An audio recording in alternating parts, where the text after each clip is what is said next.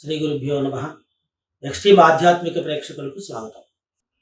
చాలామందికి శని అనగానే బ్రహ్మాండమైనటువంటి కోపాలు తాపాలు అందరికీ వచ్చేస్తుంటాయి. ఎవడో వడ్డీ ఇస్తాడని చెప్పి డబ్బులు ఇచ్చాం, వాడు కొన్నాళ్ళు వడ్డీ బాగా ఇచ్చాడు, 3 నెలల తర్వాత ఫోన్ స్విచ్ ఆఫ్ చేశాడు, లేకపోతే వెళ్ళిపోయాడు. దాంతో మనకు కోపం వచ్చేస్తుంది.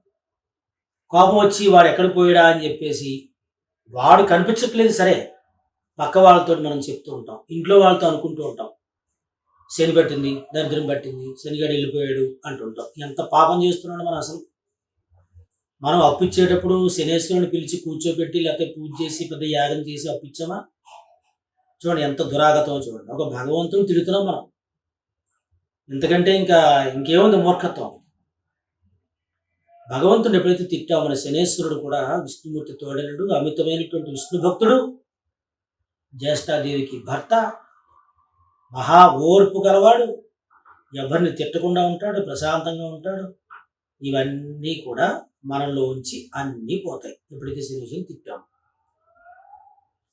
కాబట్టి శని త్రయోదశి రోజున 3 తిథులు కలిసినటువంటి తిథి అంటారు.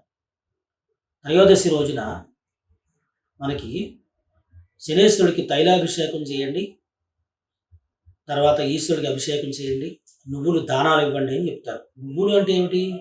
విష్ణు స్వరూపము. విష్ణుమూర్తి అక్కడ ఉంటే లక్ష్మీదేవి ఉంటుందన్నమాట.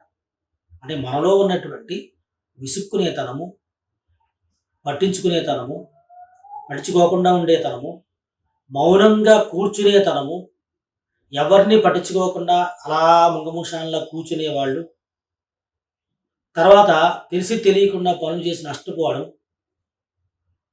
అప్పటిదాకా మనం ఒక పని చేసి ఈ పనిలో బోరు కొట్టి ఇంకొక పని ప్రారంభించి నష్టం తెచ్చుకునేవాళ్ళు హఠాత్తుగా కింద పడడము, అనారోగ్యం కలగడము, జ్వరం ఎక్కువగా రావడము, ఇలాంటి వాళ్ళు వీళ్ళందరూ కూడా శని త్రయోదశి రోజున శనేశ్వర స్వామి వారికి తైలంతో అభిషేకం చేసి అర్చన చేసి ఆ తర్వాత నువ్వులు దానం ఇచ్చి మళ్ళీ తల మీద స్నానం చేసి ఈశ్వరుడికి రుద్రాభిషేకం చేయాలి.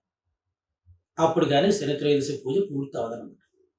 చాలామంది తెలియక ఇప్పుడు నూనె పోసేసి వెళ్ళిపోతున్నారు, స్నానం చేయట్లేదు. మరి ఇలా అసంపూర్ణమైనటువంటి పూజ మనం చేస్తున్నాం అంతే.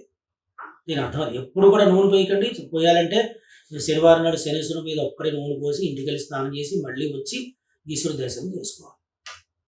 అదే అందుకే శని త్రయోదశి నాడు కానీ శనివారం కానీ ఎప్పుడైనా నెలలో ఒకరోజు పెట్టుకోండి, శనికి అభిషేకం చేయించి స్నానం చేసి వచ్చి ఈశ్వరికి అభిషేకం చేసుకోవాలి. దీని ద్వారా మనకి ఏలినాడు శని దోష నివారణ, అష్టమ శని, అర్ధాష్టమ శని, ఈ దోషాలన్నీ పోయి మనలో ఉన్నటువంటి ఈ దుర్గుణాలు పోవడంతో మనం సరి అయిపోతాం. అదే శని దోష నివారణ అంటే. కాబట్టి శని త్రయోదశి నాడు చేస్తున్నటువంటి పూజా కార్యక్రమాలు తెలుసుకుని అందరూ కూడా స్వామికి పూజ చేసుకుని మనం కూడా హుషారుగా హాయిగా మనం చేసే పనిలో ధైర్యంతో ముందుకెళ్దామని చెప్పి మనం తెలుసుకుందాం.